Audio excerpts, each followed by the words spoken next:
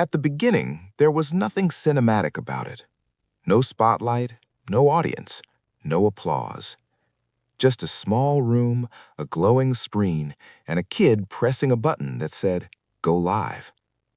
He didn't know it at the time, but that moment would split his life into two halves, the life before the stream and the life after the world started watching. Growing up, the environment shaped him before he ever understood what that meant. The neighborhood wasn't a movie set. It was loud, unpredictable, sometimes dangerous, sometimes funny in the kind of way you laugh just to survive it. You learned quickly how to move fast, how to read people, how to protect yourself, not because anyone taught you, but because you had to. He saw fights before he understood consequences. He heard sirens before bedtime stories. He learned humor before he learned fear. As a kid, laughter became a shield. If you could make people laugh, you could control the room. If you could control the room, you could survive it. School didn't see him as gifted.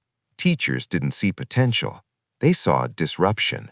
The class clown, the kid who talked too much, the one always getting sent out. But behind the jokes was something else, an instinct, a natural understanding of timing, reaction, performance. He didn't know the word content yet, but he understood energy. He understood attention. Sports gave him an outlet. Football, basketball, anything competitive. He wasn't average. He was good. Good enough that people noticed. Rankings, stars next to his name, expectations forming around him that felt heavy but manageable. For a moment, it looked like his path was already written. And then the world stopped. 2020 didn't just cancel school. It canceled structure, routine, distraction. Locked inside, days blended together. The silence was loud. And in that silence, something restless started to grow. He had always loved games, always loved screens, always loved being watched, even if he wouldn't admit it out loud.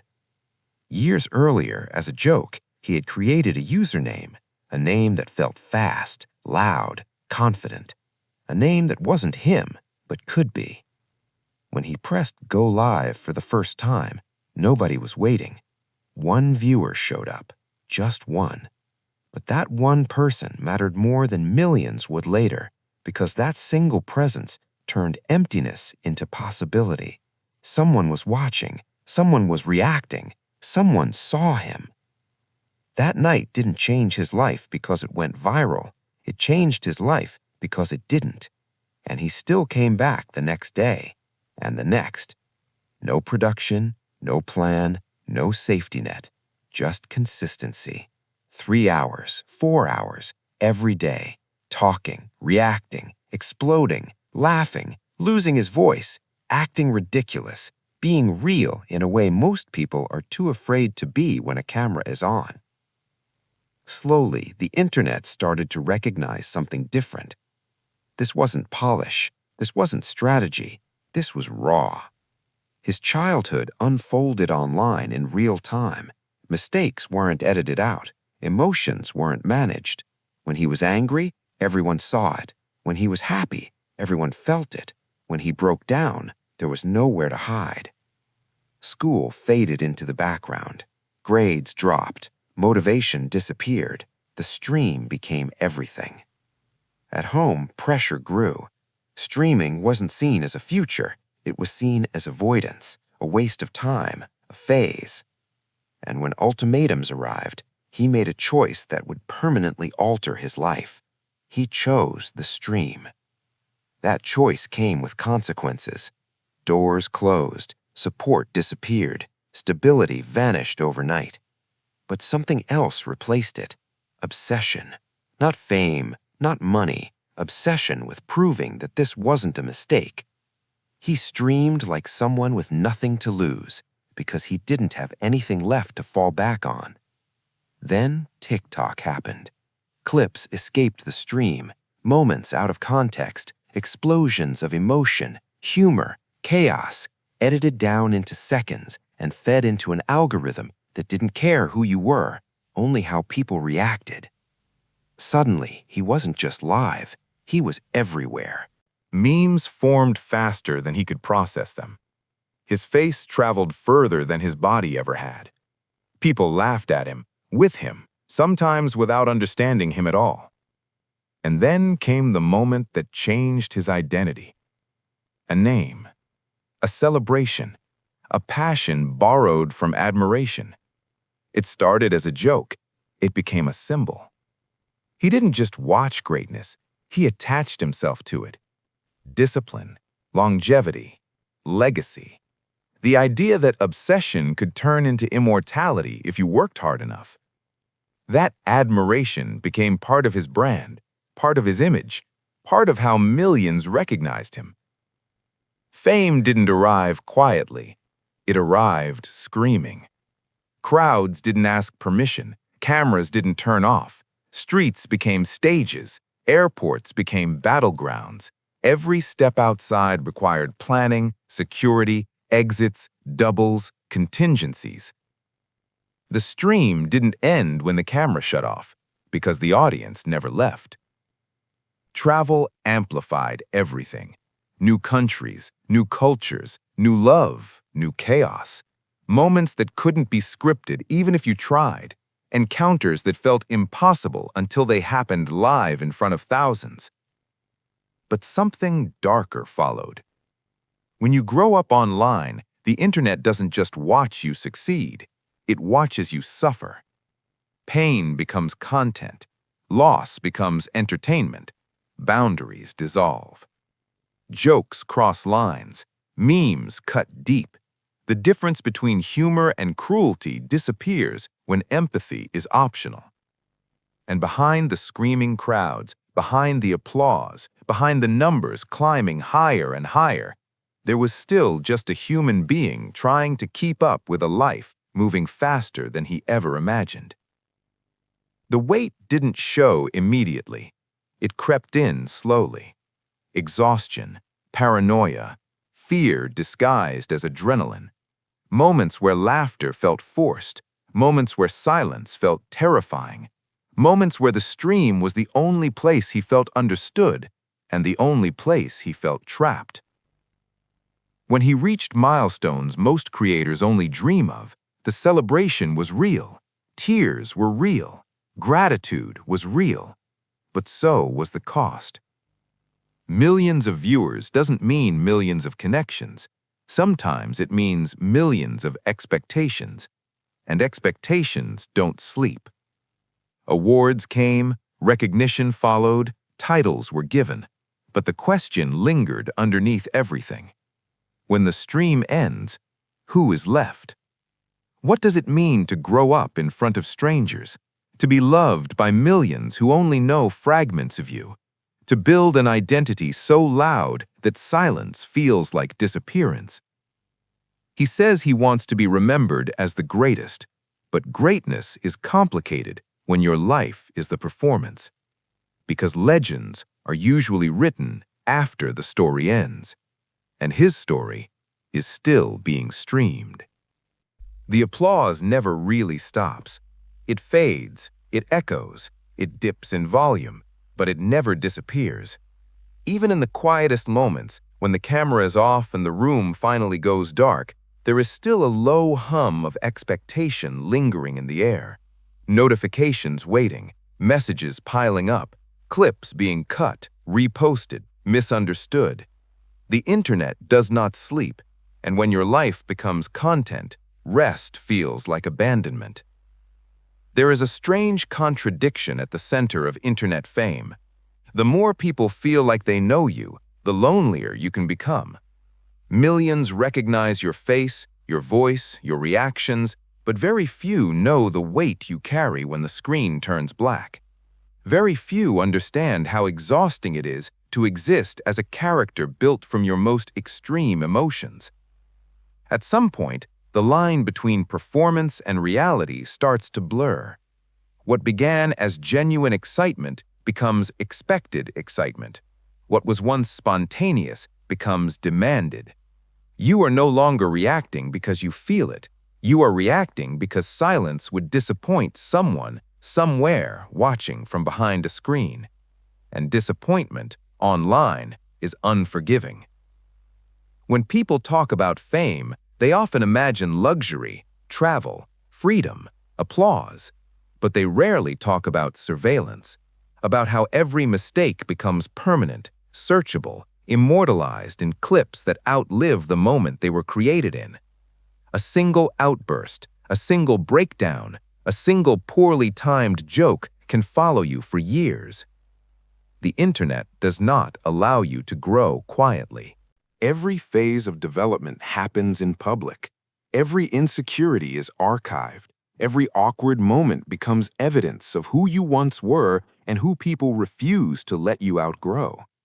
For someone who grew up fast, the pressure compounds. Childhood was shortened, adolescence was live-streamed, adulthood arrived early without preparation, without privacy, without a manual explaining how to process it all.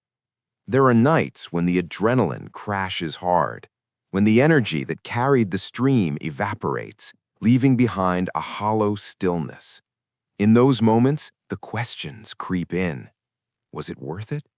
Who would I be if I never pressed go live? Would I still be funny if nobody was watching? The scariest part isn't losing the audience, it's not knowing who you are without them. Travel intensifies everything. New cities blur together when you move too fast to absorb them. Hotels become interchangeable. Time zones distort sleep until exhaustion becomes the default state. You wake up disoriented, unsure where you are, but fully aware that thousands of people expect you to be on within minutes. Security plans replace spontaneity. Every movement is calculated. Every appearance is a risk assessment. Crowds don't see the human being navigating fear. They see a moment worth recording. And when chaos erupts, it erupts publicly. There are moments when control disappears completely, when fans rush too close, when boundaries are ignored, when physical safety becomes a question mark instead of a guarantee.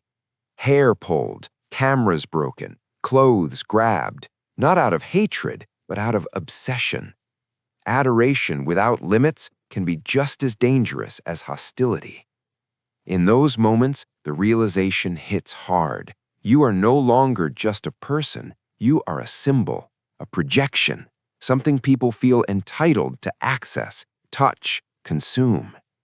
And yet, despite all of it, the camera turns back on. Because the stream is more than a job, it's identity, purpose, proof that the sacrifices meant something. Turning it off feels like erasing yourself from relevance, from memory, from the thing that saved you in the first place. Streaming gave him everything. It also took things away. Family moments missed, friendships strained, a normal adolescence traded for viral clips and global recognition, grief processed in public instead of in silence, pain turned into reaction content before it had time to heal. The internet has a short attention span, but a long memory. It moves on quickly, but it never forgets. That combination creates a constant pressure to escalate, to be louder, bigger, more extreme than last time. Calm doesn't trend. Balance doesn't go viral. Quiet rarely wins. So the energy stays high, even when the body begs for rest. The jokes get sharper. The reactions get stronger. The pace accelerates until slowing down feels impossible. Awards arrive. Titles are announced. Industry recognition validates the work. The grind pays off in ways that once felt unimaginable. But validation doesn't heal exhaustion. Standing on a stage, holding a trophy, surrounded by applause, there is pride, real pride, gratitude, tears, a sense of accomplishment that can't be faked. But even there, beneath the celebration, a familiar thought whispers, what comes next? Because when your dream becomes reality, you don't get to stop dreaming. You just raise the bar higher and hope you can keep up.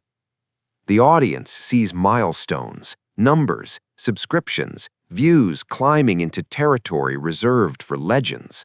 What they don't see are the quiet negotiations happening internally, the calculations about longevity, about sustainability, about whether this pace can be maintained without breaking something irreversible. Mental health isn't a checkbox.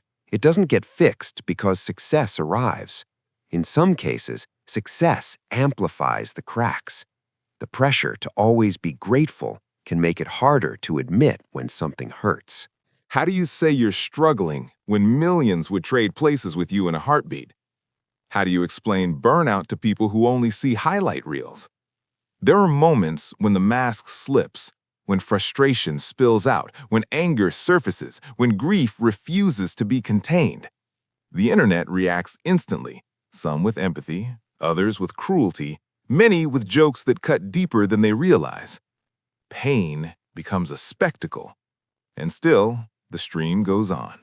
Because at the core of it all, there is love. Genuine love for the craft, for the chaos, for the connection, for the idea that somewhere out there, a kid alone in a room might see themselves in this journey and feel less isolated because of it. That belief is powerful enough to keep going, to wake up tired and press go live anyway, to step into crowds knowing the risk, to keep creating even when the cost is high. Legacy becomes the obsession now, not just being big, but being remembered, not just viral, but impactful, the desire to transcend trends and exist beyond the algorithm's short memory, to be more than a meme, more than a moment, more than a phase. The question of legacy is complicated when your story is still unfolding, when mistakes are still being made, when growth is still happening in real time. Greatness, after all, isn't just measured in numbers. It's measured in endurance, in evolution, in what remains when the noise fades. There will come a day when the stream finally ends, when the camera shuts off for the last time, when the chat scrolls its final message, when the audience moves on to something new, as it always does. What remains then is the truth. Not the character, not the clips, not the highlights, just the person who pressed go live because one viewer showed up, and that was enough. The world may remember the chaos, the volume, the energy, the moments that broke the internet. But the real story, the one beneath it all, is about a kid who chose belief over certainty, obsession over safety, and vulnerability over silence. A kid who grew up in public and is still figuring out who he's becoming. Time has a strange way of bending when your life is lived online. Years pass in what feels like months. Moments that once felt monumental blur together, while small, insignificant memories linger longer than expected. The brain struggles to catalog it all. So much happens, so fast, with no pause long enough to truly process what any of it means. There is a version of him that exists only in clips, frozen in time, exaggerated, amplified. That version will never age, never change, never outgrow the moment it was captured in. Meanwhile, the real person keeps moving forward, accumulating experience, exhaustion, and questions that don't fit neatly into short-form content. That disconnect becomes heavier with time. People say you're living the dream, and in many ways that's true. But dreams don't usually come with a comment section. They don't come with strangers analyzing your every reaction, diagnosing your emotions, predicting your downfall, or demanding constant access to your life. Dreams are private. This life isn't. Some days, gratitude comes easily. The travel, the opportunities, the doors that opened because of a camera and an internet connection. Other days, gratitude feels like an obligation, something you're supposed to feel even when your chest is tight and your thoughts won't slow down. Burnout doesn't arrive as a single moment. It arrives quietly, in missed meals, in disrupted sleep, in irritability that feels out of character, in the way laughter doesn't hit quite the same anymore, in the realization that you're always on, even when you're alone. There are nights when the silence feels unbearable, when the absence of chat messages feels louder than thousands of voices ever did. The mind fills the quiet with replayed moments, things said too fast, reactions taken too far, opportunities missed, mistakes magnified. Regret is louder in stillness, and yet the stillness is also where clarity sometimes lives.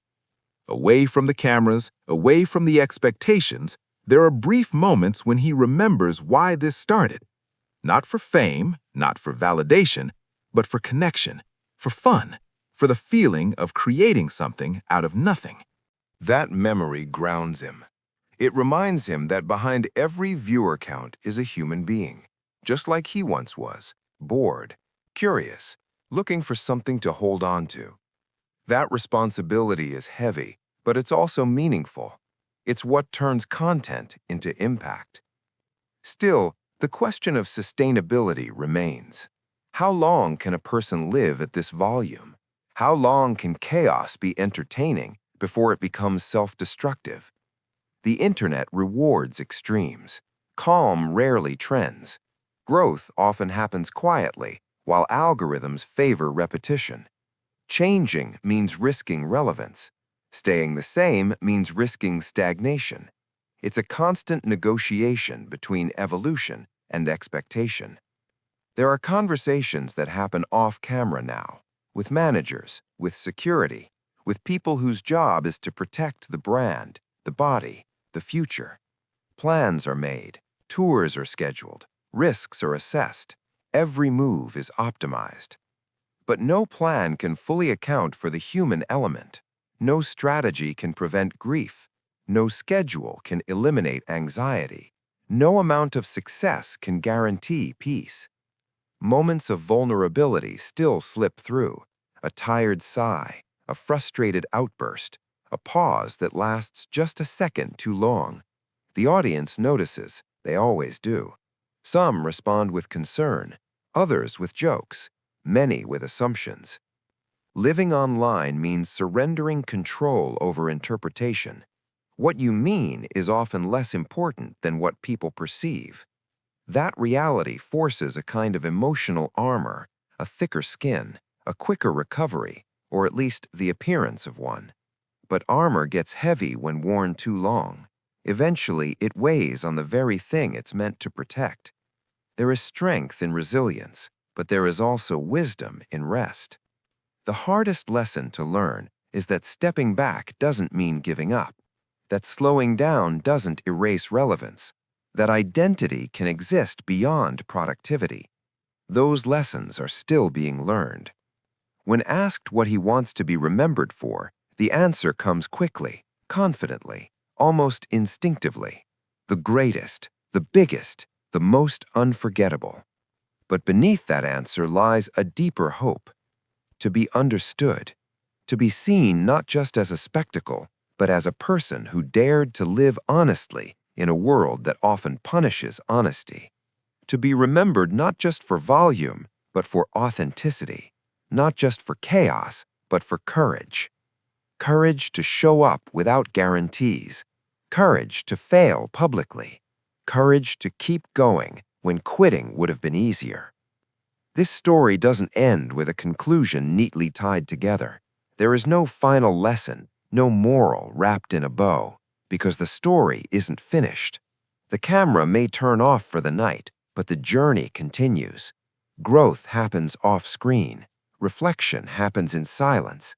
Change happens slowly, away from the metrics that measure everything else. What remains is the question that every creator, every dreamer, every person eventually faces. When the noise fades, when the audience moves on, when the screen finally goes dark, who are you then? That answer is still forming. And maybe that's the point, because some stories aren't meant to conclude. They're meant to be lived. That memory grounds him.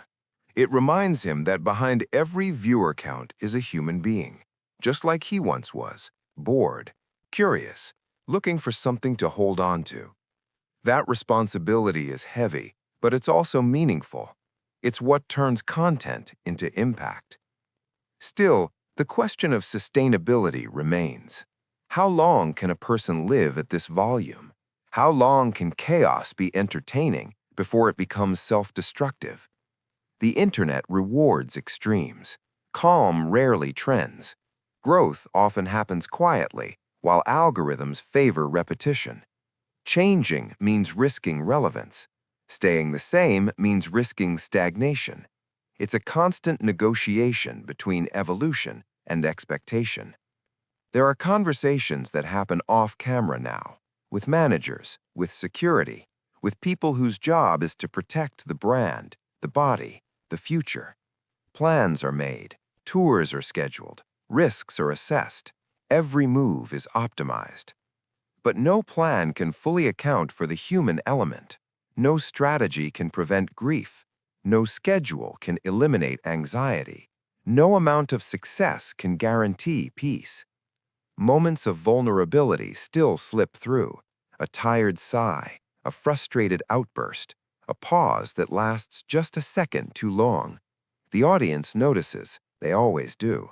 Some respond with concern, others with jokes, many with assumptions. Living online means surrendering control over interpretation. What you mean is often less important than what people perceive.